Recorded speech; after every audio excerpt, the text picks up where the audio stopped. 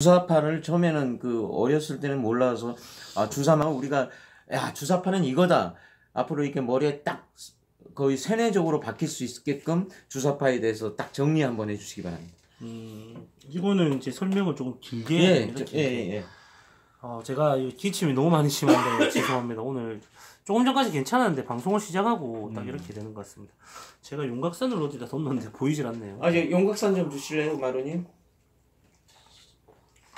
물 좀 드시면서. 주사파라는 것은 1980년대에 1980년대 중반부터 이 세력을 떨친 우리나라 운동권 학생 운동권의 일파라고 볼 수가 있습니다. 김일성의 소위 주체 사상을 지도 이념과 행동 지침으로 내세워서 이제 주사파라고 하죠. 주체 사상. 그래서 주사파라고 합니다. 이제 한편으로는 북한의 남한 혁명 노선이라고 하는 민족해방, 민주주의 혁명론을 이제 추종을 합니다. 특히 이제 민족해방을 강조하였기 때문에 NL파라고도 부릅니다. 이게 이제 일반적인 주사파라고 하면 되는데, 우리가 NL과 PD를 이제 이렇게 많이 흔하게 듣게 되는데, PD는 주사파가 아니다 이렇게 말하는 사람들도 많이 있어요. 하지만 NL과 PD 모두 주사파입니다. 지금은 북한을 이롭게 하는 모든 자들을 다 주사파라고 봐야 되겠죠, 당연히. 정의당 이런 데는 보통 우리가 PD 계열이라고 하잖아요. 하지만 거기를 보면 간첩과 다를 바 하나 없는 수준의 그런 정책들을 펼치고 얼토당토하는 것을 주장하고 있지 않습니까? 그러므로 이제 NL과 PD의 구분은 크지 않다. 현 시대에 크지 않다. 그들이 밖에 나와가지고 현재 무슨 폭력 데모를 하는 것도 아니고 구분이 굉장히 모호하기 때문에 그냥 똑같이 주사파로 봐도 된다. 그렇게 생각을 합니다. 그래서 어쨌든 주체 사상을 추종하는 자들, 이들을 이제 우리가 주사파라고 할 수 있는데,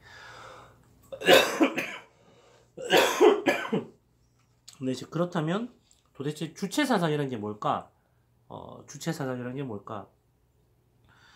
김일성과 김정일의 주체 사상에는 큰 차이가 없습니다.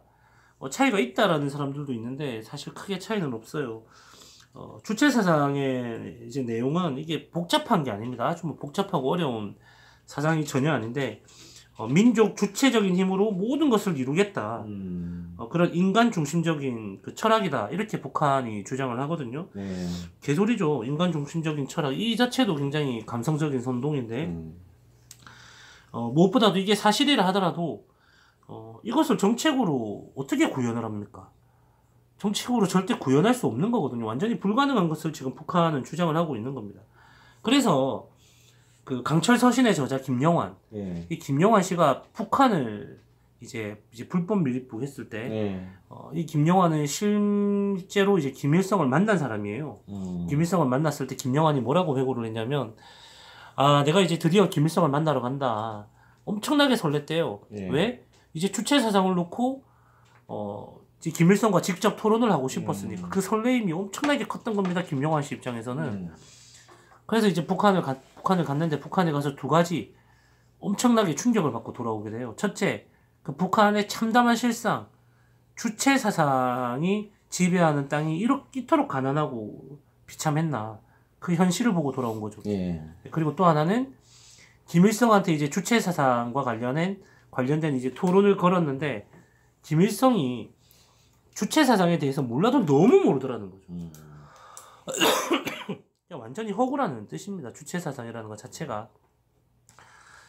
정말 허구 중에 허구고 실패로 완전히 귀결된 오늘날의 북한의 처참한 일상, 그죠? 그리고 세계 모든 나라들로부터 제재 대상이 되어 있는 북한의 현실, 이런 것이 바로 이미 끝나버린 주체 사상의 현실임에도 불구하고 현재까지도 우리나라에는 주체 사상을 추종하는 사람들이 있다. 적지 않게 있다. 이것은 정말 아이러니한 상황이 아닐 수가 없습니다. 그래서 제가 주사파와 관련해서 우리가 좀 큰 줄기로 도대체 주사파가 어떻게 등장을 했으며, 그리고 지금 어떻게 우리나라에 일단 정권까지 잡게 되었나, 이런 부분들에 대해서 제가 하나의 사건을 중심으로 제가 잠시만 소개를 좀 해드리려고 합니다. 일단 문재인의 당선 자체가 주사파의 승리를 알리는 순간이었죠. 왜냐면은 비서실장에 임종석이라는 사람이 내정이 되었고 실제로 임명이 되었기 때문입니다. 이제 그 임종석은 한양대 총학생회장 출신이거든요. 네. 주체 사상을 신봉하는 주사파의 핵심 인물이 바로 임종석이라는 사람이에요. 그래서 임종석은 1989년 전대협 3기 의장 시절에 임수경을 평양 축전에 참가시켰습니다. 이제 네. 방북을 시킨 거죠, 임수경을. 네. 뭐 그 방북에서 온갖 추문이 다 있기는 했는데 네, 뭐 그런 것을 다 말하기는 어렵고 어쨌든 이 사건으로 임종석은 3년 6개월의 실형을 살았습니다. 그게 국법법 위반이었죠? 그렇죠. 예. 3년 6개월의 이제 실형을 살았는데 중요한 것은 임종석은 전향을 한 적이 없어요. 예, 예. 예, 임종석은 전향자가 아닙니다. 뭐 이후에 임종석 우리가 잘 알다시피 이제 2017년 청와대에 들어가게 됩니다. 그리고 자신과 함께 일하는 비서관 30명 중에 무려 17명을 운동권 출신으로 채웠어요. 이제 그리고 제가 조금 전에 말씀드릴 때 80년대 중반에 주사파가 등장했다라고 말씀을 드렸는데 도대체 80년대 중반에 무슨 일이 있었을까? 주사파를 알기 위해서는 우리도 이것을 좀 가볍게라도 한번 짚고 넘어가야 되거든요. 80년대 중반에 어떤 일이 있었는가? 가장 특징적인 사건. 전두환 전 대통령의 그 4.13 호원 조치에 반발해서 87년 6월에 저들이 말하는 그 항쟁, 뭐 편의상 제가 항쟁이라고 표현을 하겠습니다. 저들의 표현. 네, 저들이 말하는 6월 항쟁이 일어났습니다. 이게 80년대 중반에 가장 큰 사건입니다. 그래서 우리가 6월 항쟁이라고 하면은 핵심 인물로 꼽는 사람이 바로 박종철이에요. 예, 유명한 사람이죠. 턱업. 네, 박종철. 이제 서울대 언어학과 3학년 때 그 하숙집에서 연행된 지 하루 만에 물고문으로 사망을 한 사람이에요. 영화 이제 87년 1987을 보면 영화 1987을 보면 이 박종철 씨의 죽음이 6월 항쟁의 기폭제가 되었다 이렇게만 말을 합니다. 다른 설명이 없어요. 왜 연행이 되었는지, 그가 어떤 짓을 했는지 이런 설명은 일체 없고 그저 이제 뭐 민주화를 위한 투사였다. 뭐 이런 공이 있다 아주 영웅화시키고 있는데 이거 굉장히 문제가 있는 거죠. 어쨌든 이 당시에 박종철은 그 학생 운동권이 조직한 재헌의회 그룹이라는 소속이었습니다. 재헌의회 그룹 여기 소속이었거든요. 이게 이제 그 국가를 전복시키고 사회주의 혁명 정부를 수립하자 이런 거 주장하는 조직이에요. 그래서 이제 재헌의회 그룹의 강령을 보면 이렇습니다. 1단계 무장분기로 현 정부를 전복하고 그 다음에 이제 임시혁명 정부를 수립한다. 그리고 재헌의회를 소집해서 민주주의 민중공화국을 건설한다. 아까 제가 민중이 뭐라고 했죠? 인민. 민중, 사람이 중심인. 민중은 곧 인민입니다. 그럼 이걸 바꿔서 임시혁명 정부를 수립한다. 그리고 재헌의회를 소집해서 민주주의 인민공화국을 건설한다. 이렇게 되는 거죠. 그리고 이제 2단계 강령은 기간산업의 국유화, 토지개혁 등으로 정치, 사회, 경제 구조를 전면 개편해서 공산주의 사회로 간다. 이런 강령을 가진 조직이에요. 틀림없는 빨갱이 그룹이죠. 박종철 씨가 여기 소속인 겁니다. 여기 소속이었던 거예요. 그리고 이제 재헌의회 그룹은 정치학교까지 개설을 해가지고 이 조직원들의 사상교육을 실시하기도 했고 지금 전농이 똑같은 모습을 보이고 있습니다. 지금도 전농이 있나요? 있죠. 전농이 조금 전에 제가 말씀드렸던 그 민중당과 함께한다. 그런 보도도 있었거든요. 이게 민중의 소리라는 좌파 언론에서 이런 보도도 나왔습니다. 전농에 보면은 그게 나와 있었죠. 전농 홈페이지에 김일성 대학교 사이버 김일성 대학 강의가 개설되고 그랬어요. 비슷한 케이스라고 보시면 될 것 같습니다. 네. 어쨌든 이 재헌의회 그룹은 85년 2월 달에 총선을 기점으로 조직이 됐어요. 당시에 82년도 총선 이러면은 당시에 김영삼, 김대중 소위 이제 양김의 신민당이 제1야당이 되었던 때입니다. 그리고 대통령 직선제 헌법 개정을 요구할 때죠. 그래서 이제 개헌 국면이 시작이 되었고 이걸 통해서 자신들의 목표를 달성하고자 했던 거죠. 쉽게 말해서 직선제로 투표해서 대통령 선거하면은 우리가 대통령 될 수 있다. 이제 이런 걸 말하는 겁니다. 자신들의 목표라는 것은 대통령이 되는 걸 말하는 거죠. 하지만 이 재헌의회 그룹은 대통령 직선제 개헌 투쟁에 참가하는 것을 망설이게 됩니다. 왜 망설였느냐? 직선제 개헌 투쟁은 결국 정치적 주도권을 신민당한테 넘겨주는 것일 뿐이다. 우리가 얻는 것은 없다. 음. 우리는 뭐 진짜 밑바닥에서 용 쓰고 지랄 연병만 달 뿐이지 거기에 대한 이 모든 열매는 신민당이 다 따먹게 되니까 우리는 이제 뭐 여기 참여하는 것이 좀 망설여진다.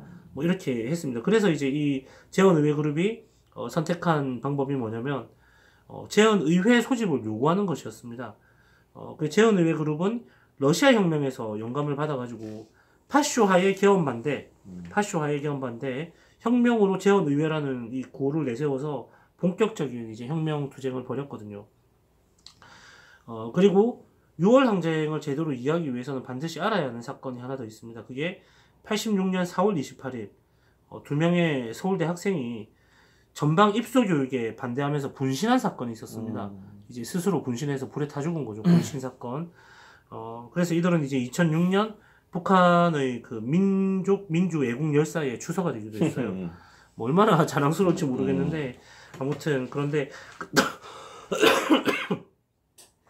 당시 남자 대학생들은 5박 6일간 군 부대에 입소를 해가지고 그 훈련을 받습니다. 그래야지 이제 교련 1학점을 이수를 해야만 했다고 하거든요.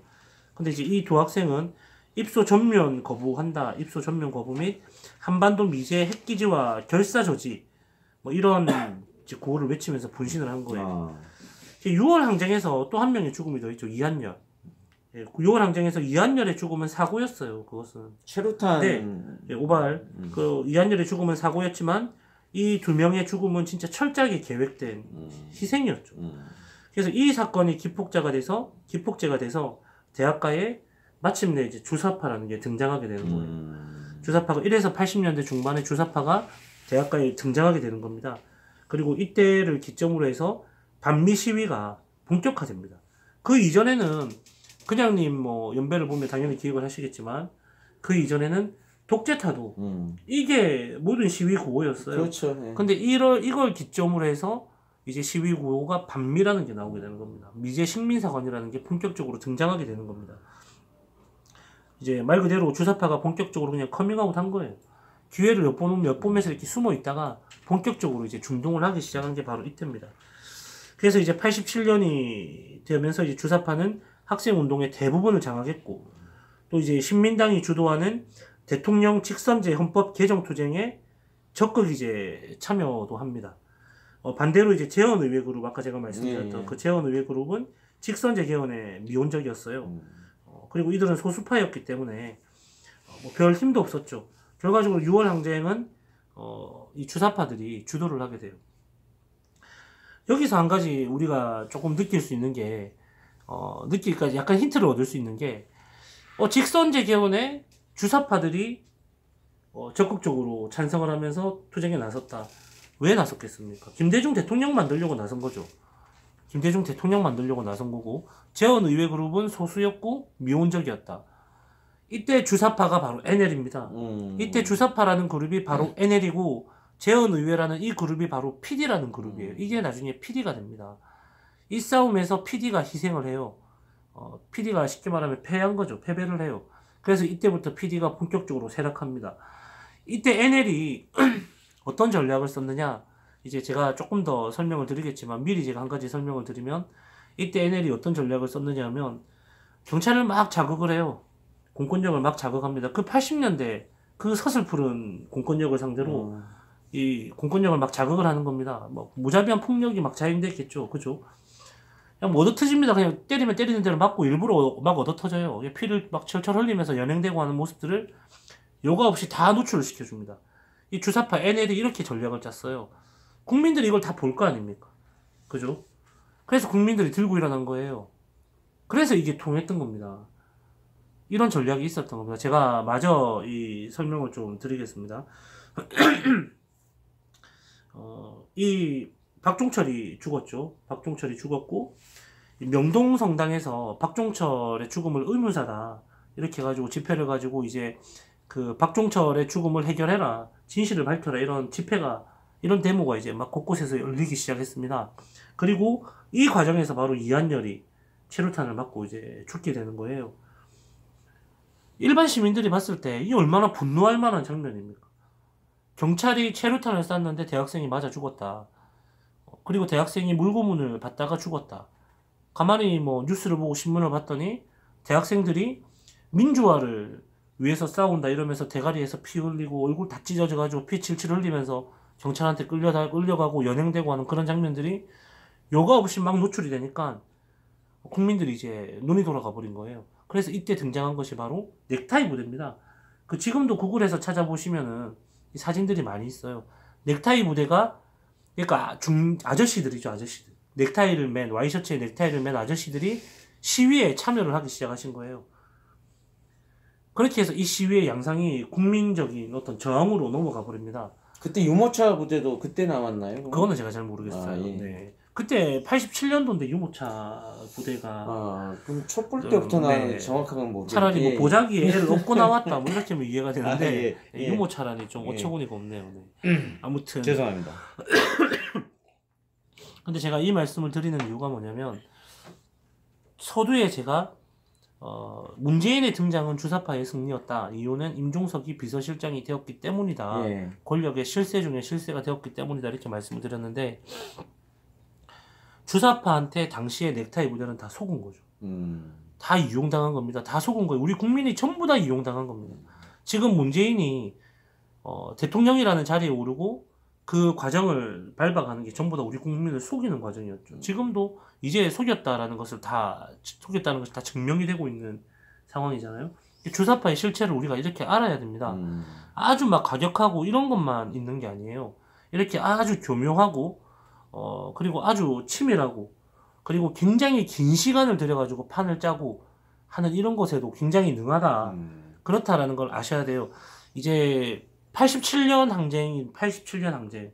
그러면은 문재인 정권이 들어선 그 유사 정부가 들어서고 임종석이 권력의 실세로 들어간 그 시점을 딱 30년 된 거죠.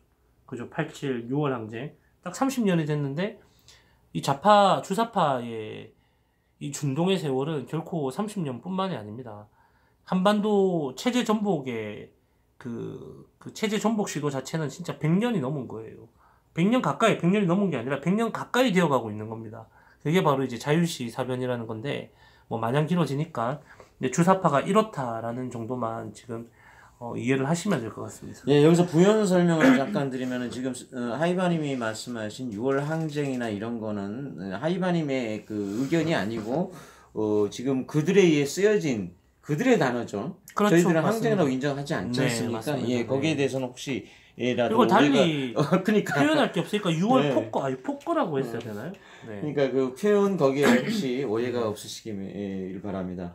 아까 그 주사파 얘기하면서 그 사람이 중심이다 이 말씀을 하셨는데 네. 갑자기 그 생각이 나요. 그 문재영이가 그 사람이 먼저다라는 말 거의 일맥상통하는 것 같아요. 아닌가요? 준용이가 먼저다. 주영이가 먼저다. 준용이가 먼저다. 준용이가 박준영이 네, 네. 아니 저기 문준영이 먼저다. 네, 그리고 또 주신이가 먼저다. 주신이가 이런 문제다. 거죠. 그 나중에 한번 시간 되시면은 NL과 그 PD에 대해서 한번 그 이슈톡이든 아니면은 뭐 뜬금실방이든 거기에 대해서 또 자세히 한번 설명 부탁드려도 될까요? 네. 오늘 하기는 좀 너무 이 주제로만 계속 이어지면은 좀 그러니까 다음에 한번 네, 시간을 사실 내주시기 이 주사파 이게 굉장히 엄중하고 굉장히 이제 진지하게 접근을 해야 되는 내용이잖아요. 근데 지금 같은 시기에 우리가 주사파를 한번 알아봅시다라고 하면 사실 또 재밌어요. 예, 그렇죠. 예. 그리고 사건들이 그 과거의 용공 사건, 과거 지하당 사건 이런 것들이 사실 재밌습니다. 남로당부터 시작해서 뭐 통역당, 인혁당 사건 뭐 1차, 2차, 뭐 아까 말씀드렸던 난민전 이런 사건들 하나하나가 뭐 치를 떨 만한 사건들이지만 또 막상 들어보면 또 재미가 나거든요. 그래서 네. 결코 지루하지 않은 주제니까 이건 이제 뜬금실방을 통해 가지고 네, 이제 계속해서 제가 한번 말씀을 드려보겠습니다. 우리 그 아스팔공이신 그 조남성 하미 자유연합 대표님께서 지금 오셨는데 네. 그 반중이 칩니다라는 슬로건으로 그 작년 한 해 진짜 애 많이 쓰셨고 또 네. 내일 모레 또 다시 이제 2019년 새해